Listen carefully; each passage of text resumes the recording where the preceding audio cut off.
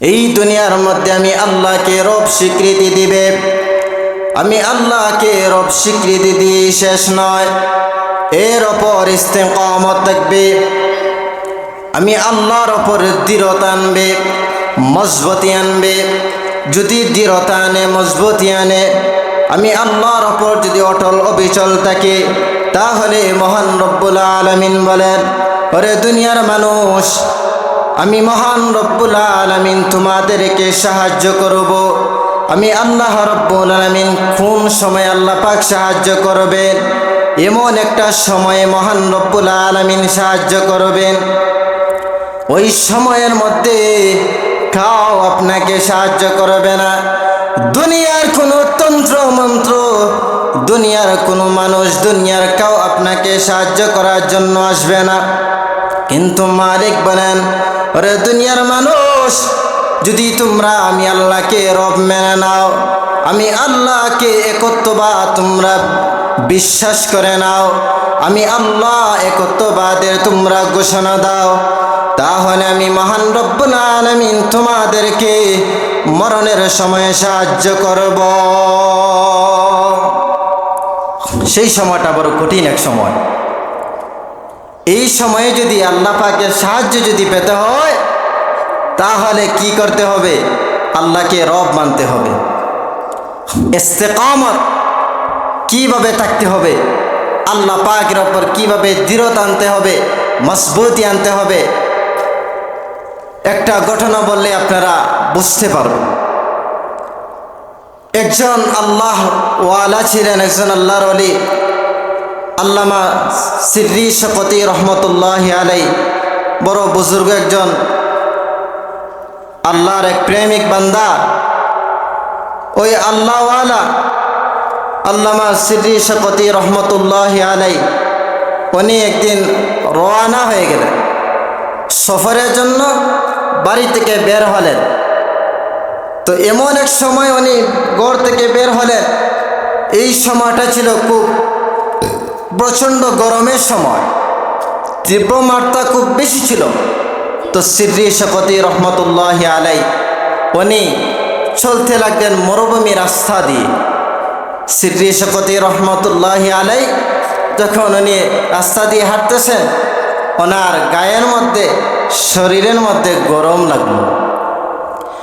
আল্লামা সিররি শকতি রহমতুল্লাহি আলাইহি যখন নাকি উনি প্রতিমধ্যে রাস্তা দিয়ে হাঁটতেছেন, ওনার শরীরের মধ্যে যখন গরম লাগলো, আল্লামা সিররি শকতি রহমতুল্লাহি আলাইহি উনি আশেপাশে, উনি ডান দিকে, বাম দিকে, সামন দিকে, পিছন দিকে চাইতেছেন, দেখতেছেন আশেপাশে কোনো গাছ বৃক্ষ আছে কিনা।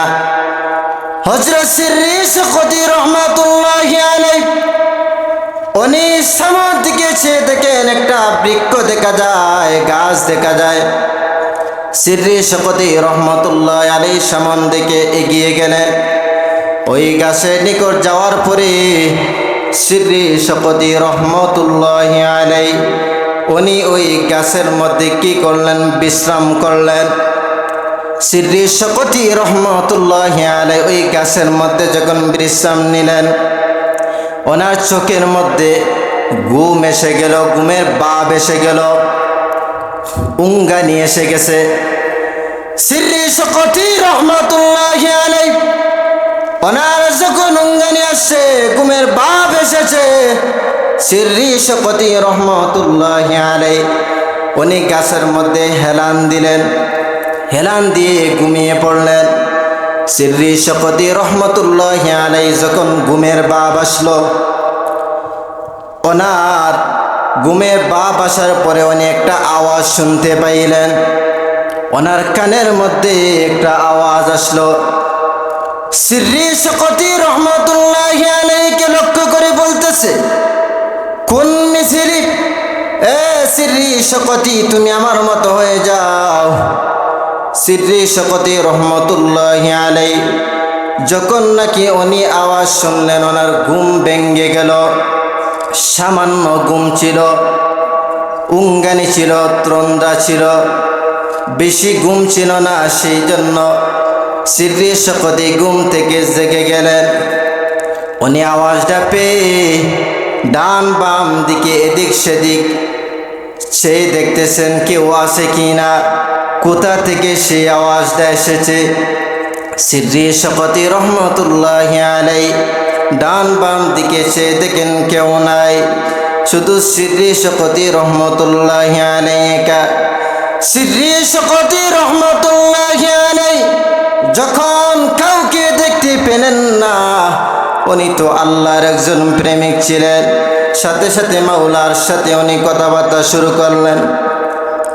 সিররি শকতি রহমতুল্লাহি আলাই উনি মনে মনে বলতেছেন যদিও কেউ নাই, কিন্তু মহান রব্বুল আলামিন তো জানেন কে আওয়াজটা দিয়েছে।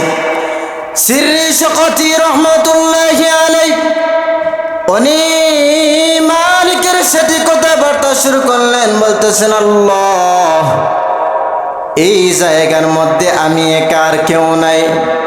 ওগো রব্বুল আলামিন আল্লাহ তুমি তো জানো কে সেই আওয়াজটা দিয়েছে। সিররি শকতি রহমতুল্লাহি আলাইহি যখন আল্লাহর কাছে কাকুতি মিনতি করে যখন বলতে শুরু করলেন, মহান রব্বুল আলামিন আওয়াজ দিয়ে বলতেছেন সিররি শকতি এই যে তোমাকে আওয়াজ দিয়েছে সেই আওয়াজটা অন্য কেউ দেয় নাই, ওই আওয়াজটা দিয়েছে তুমি যেই গাছের মধ্যে হেলান দিয়ে ঘুমিয়েছ সেই গাছে আওয়াজ দিয়েছে। সিররি শকতি রহমতুল্লাহি আলাইহি উনি আল্লাহকে বলতেছেন রব্বুল আলামিন তুমি তো মহাশক্তিমান, তোমার চেয়ে শক্তিমান, তোমার চেয়ে ক্ষমতাবান আর কেউ হতে পারে না। ওগো রব্বুল আলামিন আমি ওই গাছের সাথে কথা বলতে চাই, ও মালিক তুমি সেই গাছের জবানকে খুলে দাও। মহান রব্বুল আলামিনের কাছে যখন নাকি সিররি শকতি রহমতুল্লাহি আলাই আল্লাহর কাছে বলতেছেন আল্লাহ গাছের জবান খুলে দাও, উনি তো আল্লাহর একজন এমন একজন প্রেমিক ছিলেন, আল্লাহকে এমনভাবে ভালোবেসেছেন, এমনভাবে আল্লাহকে রাজি খুশি করেছেন। মহান রব্বুল আলামিনের কাছে উনি আল্লাহকে ডাক দিতে দেরি হয়, মালিক বান্দাটাকে সাড়া দিতে দেরি করেন না। মহান রব্বুল আলামিনকে যখন নাকি সিররি শকতি রহমতুল্লাহি আলাইহি বলতেছেন গো আল্লাহ তুমি গাছের জবানকে খুলে দাও, সাথে সাথে আল্লাহ পাক গাছের জবানকে খুলে দিলেন। সিররি শকতি রহমতুল্লাহি আলাইহি গাছকে লক্ষ্য করে বলতেছেন ওরে গাছ তুই তো গাছ আর আমি তো হলাম মানুষ, তাহলে তুই যে আমাকে বললে কোন মিছিলি আমার মতো হয়ে যাও, মানে গাছের মতো হয়ে যাও, আমি তো মানুষ তুই তো গাছ, তাহলে তোর মতো আমি কিভাবে হব? গাছের জবান তো আমার আল্লাহ খুলে দিয়েছেন। গাছ সুন্দর করে আল্লাহর ওলির সাথে কথাবার্তা শুরু করতেছে। গাছ লক্ষ্য করে বলতে ওরে সিররি শকতি আমিও যদি গাছ, আমার মধ্যে কিন্তু ভালো একটা গুণ আছে, সেই গুণটা তোমার মধ্যে আনয়ন করো। সিররি শকতি রহমতুল্লাহি আলাইহি ডাক দিয়ে বলেন কি তোমার মধ্যে এমন ভালো গুণ? গাছ ডাক দিয়ে বলতেছে এ সিররি শকতি আমার মধ্যে এমন একটা গুণ আছে, যেই গুণটা যদি তোমার মধ্যে আনয়ন করতে পারো তাহলে মালিকের কাছে বড় দামি হয়ে যাইবা। কি এমন গুণ? সিররি শকতিকে বলতেছে ও সিররি শকতি আমার মধ্যে এমন গুণ, আমাকে যদি কেউ যদি আঘাত করে আমি সে আঘাতের বদলা দেই না, আমাকে যদি কেউ ডিল মারে, আমাকে যদি কেউ কি করে মারে আঘাত করে আমি তার জবাব দেই না, সেই গুণটা তোমার মধ্যে আনো। এ সিররি শকতি আমি যখন নাকি বড়ই দেই, যখন নাকি আম দেই, যখন নাকি কাঁঠাল দেই, যখন নাকি আমি গাছের নাশপাতি দেই, তখন আমাকে ডিল মারে বড়ই খাওয়ার জন্য, আম খাওয়ার জন্য ডিল মারে, আমি গাছ কিন্তু কষ্ট পাই দুঃখ পাই কিন্তু জবাব দেই না। আমি গাছের মধ্যে একটা ভালো গুণ আছে, সেই গুণটা তোমার মধ্যে আনয়ন করো। শ্রী শকতি রহমতুল্লাহি আলাইহি বলতেছেন, ওরে গাছ, বুঝলাম তোমার মধ্যে ভালো গুণ আছে, তোমার মধ্যে ভালো গুণ থাকা সত্ত্বেও তুমি কেন আগুনের মধ্যে জ্বলো? তোমাকে কেন মানুষ গাছ কেটে তোমাকে কুড়াল দিয়ে আঘাত করে তোমাকে আগুনের মধ্যে জ্বালায়? কারণটা কি? তুমি কেন আগুনের মধ্যে জ্বলো? গাছে ডাক দিয়ে বলতেছে, আমি গাছ, যেমন আমার মধ্যে ভালো একটা গুণ আছে, তেমনি আমার মধ্যে খারাপ আর একটা গুণ আছে। কি এমন গুণ, খারাপ গুণ তোমার মধ্যে? গাছ ডাক দিয়ে বলতেছে, আমার মধ্যে এমন এক খারাপ গুণ, আমার সাথে বাতাসের বড় এক দুশ্মনী। বাতাসের মধ্যে কেমন দুশ্মনী? গাছ বলতেছে, যখন তুফান আসে, ঝড় আসে, তখন বাতাস আমাকে ডান দিক দিয়ে যদি নাড়ায়, আমি ডান দিক দিয়ে নড়ি, বাম দিক দিকে যদি নাড়া দেয়, আমি বাম দিক দিয়ে নড়ি, সামন দিক দিয়ে নাড়া দিলে সামন দিক দিয়ে নড়ি, পেছনের দিক দিয়ে নাড়া দিলে পিছনের দিক দিয়ে নাড়াচড়া করি। আমার মধ্যে বড় খারাপ গুণ, এটা তো দৃঢ়তা নাই, মজবুতি নাই। এই জন্য আমাকে কি করতে হয়? আমাকে আগুনের মধ্যে জ্বলতে হয়। আল্লামা শ্রী শকতি রহমতুল্লাহি আলাইহি গাছকে লক্ষ্য করে বলেন, ওরে গাছ, আমার এখন বুঝে আইছে আল্লাহ রব্বুল আলামিন কেন বলেছেন, ইন্নাল্লাযীনা ক্বালু রাব্বুনাল্লাহ সুম্মা ইসতাকামু। এ গাছ, আমার এখন বড় বুঝে আসছে কেন মহান রব্বুল আলামিন বলেছেন, ইন্নাল্লাযীনা ক্বালু রাব্বুনাল্লাহ। ও আমার বান্দা বান্দিরা, আমি আল্লাহকে রব মেনে নাও, আমি আল্লাহকে এক মেনে নাও, আমি এক আল্লাহর দাসত্ব করো, আমি এক আল্লাহর তোমরা একত্ববাদের ঘোষণা দাও। এর ওপর তোমরা কি করো? দৃঢ়তা আনো, মজবুতি আনো। ওরে গাছ, আমার উপর বুঝে আসছে আল্লাহ কেন বললেন? ওরে গাছ, কেন আল্লাহ এই কথাটা বললেন? যদি দৃঢ়তা যদি না থাকে, মজবুতি যদি না থাকে, তাহলে আল্লাহ পাকের জান্নাতে আশা করা যায় না। কারণ হইল, যখন বাতাস আমাদেরকে নাড়া দিবে, তখন কোনো সময় মুনাফিক, কোনো সময় কাফের, কোনো সময় মুশরিক, কোনো সময় ইমানদার, সেটা তো দৃঢ়তা নয়, মজবুতি নয়। এই জন্য মালিক বলেন, ওরে দুনিয়ার মানুষ, ইস্তেকামত, আমি আল্লাহর ওপর তোমরা কি করো? মজবুতি আনো। আমি আল্লাহকে এক মেনে নাও, আমি আল্লাহর ওপর একত্ববাদের ঘোষণা করে ইমানটাকে মজবুতি করো। তোমাদের ইমানের মধ্যে বাতাসে দিকে নাড়া দেয়, হারামের দিকে নাড়া দিলে হারামের দিকে যাইও না, হালালের দিকে ডাকলে হালালের দিকে যাও, হারাম ডাকলে হারামের দিকে যাও, সেটাকে মজবুতি বলে না। এই জন্য মালিক বলেন, মজবুতি আনো। মজবুতি যদি তোমরা আনো, দৃঢ়তা যদি আনো, তাহলে তোমাদের মধ্যে কামিয়াবি আসবে, না হয় তোমাদের মধ্যে কামিয়াবি আসবে না। যেই রকম গাছের মধ্যে দৃঢ়তা নাই, গাছের মধ্যে মজবুতি নাই, গাছের মধ্যে কি নাই? অটল বিচন নাই। সেই জন্য গাছ যেইভাবে আগুনের মধ্যে জ্বলে, তোমরাও যদি মজবুতি যদি না আনো, তোমাদেরকেও আমি আল্লাহ পাকের জাহান্নামের মধ্যে জ্বলতে হবে। জোরে বলেন ঠিক কিনা? মুসলমান ভাই বন্ধুগণ, মহান রব্বুল আলামিনের যদি ঘোষণা যদি দুনিয়ার মধ্যে দেন, আপনি যদি একত্ববাদের যদি ঘোষণা দেন, আপনার ওপর জুলুম আসবে, আপনার ওপর নিপীড়ন আসবে, আপনার ওপর হামলা আসবে, আপনার ওপর মামলা আসবে। আপনার ওপর যতই হামলা আসুক না কেন, মামলা আসুক না কেন, আল্লাহকে ছাড়া যাবে না, এক আল্লাহকে বলা যাবে না, কালেমা ছেড়ে দেওয়া যাবে না। কালেমা আমাদেরকে আঁকড়ে ধরতে হবে, কালেমার উপর মজবুতি আনতে হবে, কালেমাকে ছেড়ে দেওয়া যাবে না। দুনিয়ার মধ্যে যতই আমাদেরকে জুলুম করা হোক, জেলের মধ্যে নেওয়া হোক, ফাঁসি দেওয়া হোক, ফাঁসির মঞ্চে তোলা হোক, আমরা কিন্তু সেই বাতিলদেরকে ভয় করি না, আমরা এক আল্লাহকে ভয় করি। আল্লাহর জন্য, নবীর জন্য, ইসলামের জন্য, কোরআনের জন্য যদি জীবন দিতে হয়, একবার নয় হাজারবার হাসি মুখে আমরা জীবন দিতে রাজি আছি কি আছি না? জীবন দিতে হবে। নিজের জীবনটা যদি আল্লাহর জন্য যদি দিতে হয়, আমরা নিজের জীবনটাকে বিলীন করতে পারি, তারপরেও বাতিলের সামনে মাথা নত করতে পারি না। আল্লাহ পাক রব্বুল আলামিন সেই জন্যই বলতেছেন, তোমরা আমি আল্লাহকে যদি রব মানো, তাহলে তোমাদেরকে আমি আল্লাহ পাক এমন এক পুরস্কার দিব, আমি আল্লাহ রব্বুল আলামিন এমন এক পুরস্কার দিব, তোমাদের যখন মৃত্যু যখন নিকটবর্তী হবে, সরকার যখন কি হবে, আমাদের সরকার যখন আমাদের শুরু হয়ে যাবে, আমাদের মৃত্যুর নিকটবর্তী সময় আল্লাহ পাক রব্বুল আলামিন সেই সময় সাহায্য করবেন। সেই সময়টা বড় কঠিন এক সময়।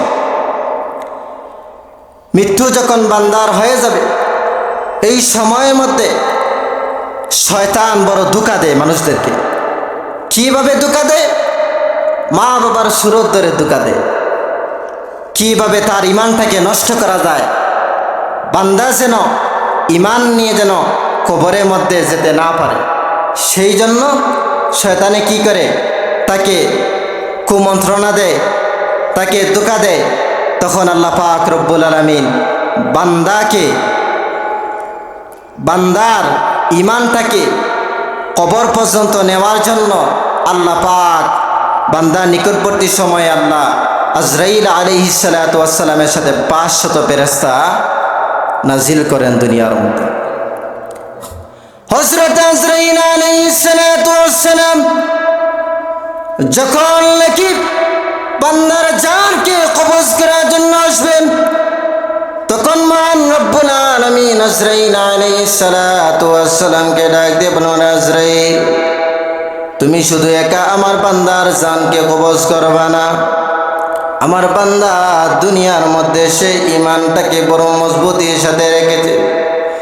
আমি আল্লাহর জন্য তার গা থেকে রক্ত ঝরেছে, আমি আল্লাহর জন্য বান্দা দুনিয়ার মধ্যে কত গাল গালাজ শুনেছে, তারপর আমি আল্লাহকে 1 সেকেন্ডের জন্য বলে নাই, ওরে আজরাইল আমার বান্দাকে তুমি আনবা, একা আনবা না, সাথে 500 ফেরেশতা নিয়ে যাও। আজরাইল আলাইহিস সালাতু ওয়াস সালাম 500 ফেরেশতা নিয়ে বান্দার সামনে হাজির হয়ে যায়।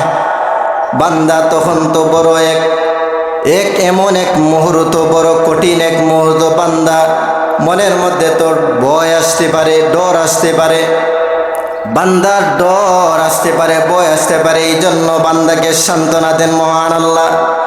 আজরাইলকে বলেন, আজরাইল আমার বান্দা বড় ভয় পাইবে, বড় চিন্তিত হবে না, না বান্দাকে ঘোষণা করে দাও। তখন আজরাইল আলাইহিস সালাতু ওয়াস সালাম ওই বান্দার বুকের উপর হাতটা রেখে আজরাইল আলাইহিস সালাতু ওয়াস সালাম তখন পড়েন, আল্লাহ তাখাফু ওয়ালা তাহজানু, ও বান্দা তোমার কোনো চিন্তা নাই, তোমার কোনো ভয় নাই, কোনো পেরেশানি নাই, তোমার জন্য কোনো ভয় রাখতে হবে না, মনের মধ্যে কোনো পেরেশানি রাখতে হবে না রে বান্দা। ওই যে চেয়ে দেখো তোমার জন্য মহান আল্লাহ সুন্দর এক জান্নাত বানাই রেখেছেন, ওই আয়াত পরে শোনাইবে আর জান্নাতের চিত্র ধরবে। ওয়াবাশিরু বিল জান্নাহ আল্লাতী কুনতুম তুআদুন।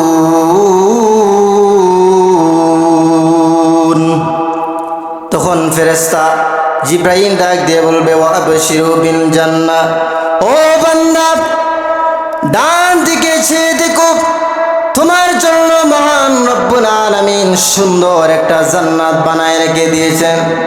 বান্দারে এ বান্দা আছে দেখো, এত সুন্দর আল্লাহ জান্নাত বানায় রেখে দিয়েছে। এই যে জান্নাত, এই জান্নাতের দিকে বান্দা আছে এমন একটা হাসি দিবে, তার আনন্দে এই যে জান্নাতের নাজ নিয়ামত, এত সুন্দর হুর গিলমান বান্দা নিজ চোখে দেখতে পারবে। আজরাইল আলাইহিস সালাতু ওয়াস সালাম তার জানকে কবজ করবেন, বান্দা কোনো টেরই পাবে না। এই জন্য আমরা আল্লাহ পাককে রব মেনেছি, সেই আল্লাহ পাককে আমরা যে রব স্বীকৃতি দিয়েছি সেটা আমরা রুহের জগতে দিয়েছিলাম।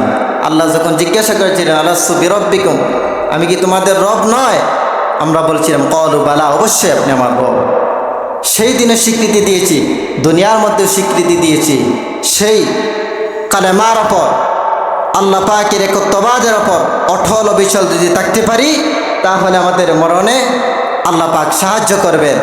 আল্লাহ যেন আমাদের প্রত্যেককে এই কথার ওপর আমল করার সকলকে তৌফিক দান করেন। সকলে বলুন আমিন। আখির দাওয়ানা আলহামদুলিল্লাহি রাব্বিল আলামিন। আসসালামু আলাইকুম ওয়া রাহমাতুল্লাহ।